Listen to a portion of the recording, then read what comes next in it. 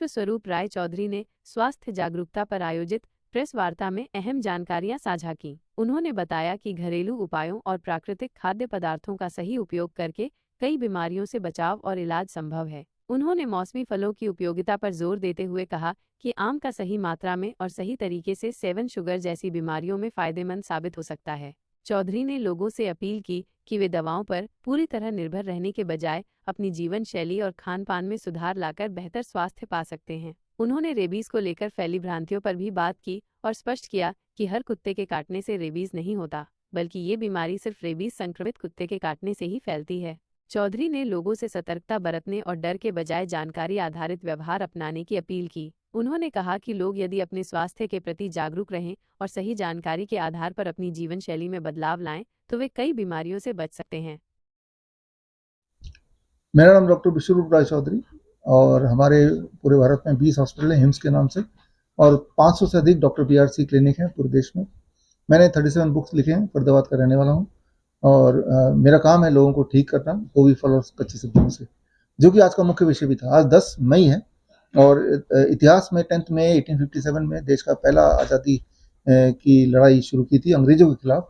तो आज 10 मई को अंग्रेजी दवा के खिलाफ एक लड़ाई की शुरुआत बोल सकते हैं या कॉन्टिन्यूटी बोल सकते हैं। आज जो सबसे बड़ा मैसेज मैं आपके माध्यम से देना चाहता हूँ कि आम का मौसम है, इस मौसम में आम मत छोड़िएगा। अगर आप डायबिटीज पेशेंट रहते हो, अगर आप BP के पेशेंट रहते हो, अगर आप मोटे इंसान है तो पतला होना चाहते हैं, तो अगर कोई इंसान ये तय कर ले डायबिटीज का पेशेंट कि मैं अब कुछ भी हो जाए आम ही आम खाऊंगा नाश्ते में, लंच में, डिनर में, तो उसका क्या होने वाला है आपको सुन के अमेज लगेगा, शॉक लगेगा कि उसकी जो डायबिटीज है 2-3 दिन में या 4-5 दिन में ठीक हो जाएगी। आई मीन कि उसकी इंसुलिन कम लेने की जरूरत पड़ेगी, इंसुलिन छूट जाएगा, दवाइयाँ छूट जाएंगी, ब्लड शुगर नॉर्मल हो जाएगा। और मोटा इंसान अगर आम खूब खाता है या मैंगो डाइट पे रहता है तो उसका मोटापन कम हो जाएगा, उसका BP होगा तो BP नीचे आने लगेगा, एंजाइना होगा तो एंजाइना खत्म हो जाएगा। और ये सिर्फ मैं आम के लिए नहीं बोल रहा हूँ, मैं हर फल के लिए बोल रहा हूँ और अभी नहीं बोल रहा हूँ, ये 10 साल से 15 साल से बोलता आया हूँ। DIP डाइट में हम यही करते हैं कि 12 बजे तक पेट भर के एक फल खिलाते हैं। अभी आम के सीजन में हमारे हॉस्पिटल में जाइए, पेट भर के हम मैंगो खिलाते हैं पेशेंट को, खासतौर पे वो पेशेंट जिन्होंने 15-20 साल से आम नहीं खाया कि कोई डॉक्टर ने बोला आपकी डायबिटीज शुगर बढ़ जाएगी, वो तो बड़े चाव से खाते हैं।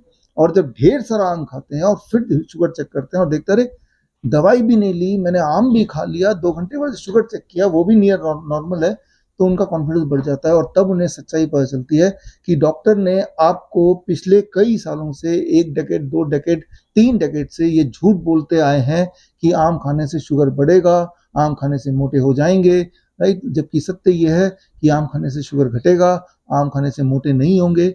मैं रोज 2-3 किलो आम खा जाता हूँ, जब आम का सीजन नहीं होता तो मैं केले खाता हूँ 1 दर्जन, नहीं तो 6 केले तो खा ही जाता हूँ और ऐसा कई साल से कर रहा हूँ। डॉक्टर साहब, युवा वर्ग घिरा हुआ है मेडिसिन के घेरे में, आप देखेंगे 20 से 30 देखिए, it is a kind of I call it hospital trap.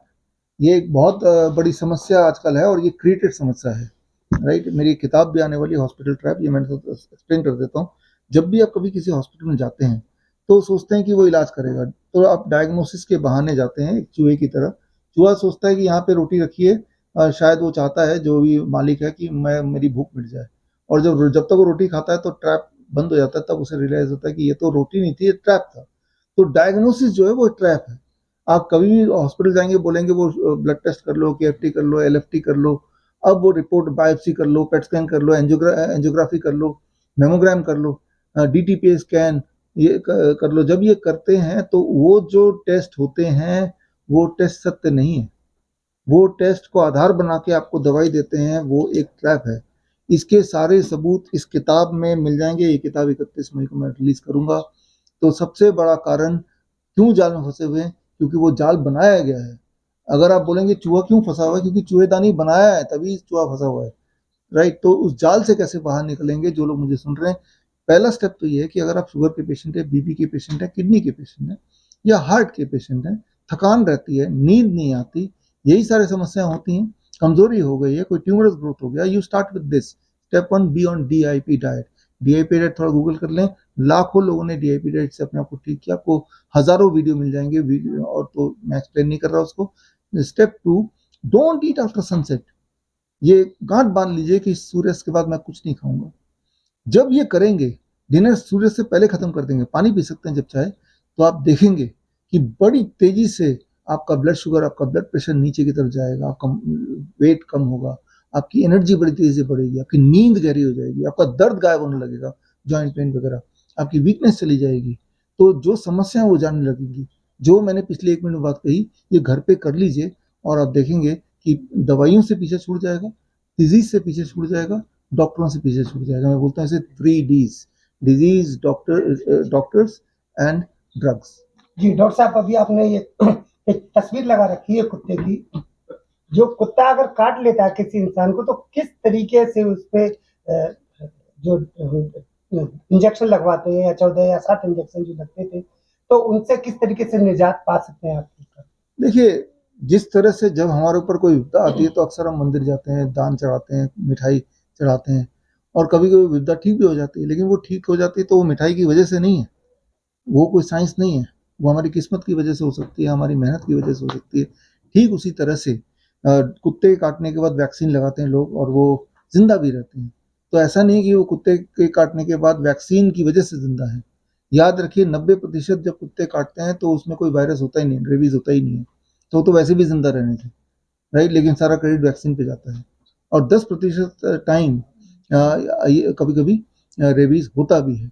तो हमारे बॉडी में रेबीज के खिलाफ एंटीबॉडी बनाने की शक्ति वैसे भी है, तो उसमें उस वैक्सीन का रोल कुछ भी नहीं है। बल्कि अगर आप पिछले कुछ महीनों की आप इंटरनेट सर्च करेंगे तो आप पाएंगे खूब सारी रिपोर्ट, बच्चे को कुत्ते ने काटा, बच्चे ने वैक्सीन लगाई, उसके बाद बच्चे की मौत हो गई। ये खूब सारी रिपोर्ट आप पाएंगे पिछले कुछ महीनों के, तो जिससे ये साबित है कि वैक्सीन से भी इंसान मर जाता है। वैक्सीन का कहीं से कहीं तक कोई रोल नहीं किसी भी इंसान को बचाने के लिए, चाहे वो कुत्ते के काटने की बात करें या फिर हम किसी भी और बीमारी की बात करें। तो करना क्या होगा, बड़ा ही सिंपल है। जब वैक्सीन नहीं हुआ करता था तब भी कुत्ते हुए करते थे, तब भी इंसान को काटा जाता था, तब भी इंसान जिंदा रहते थे।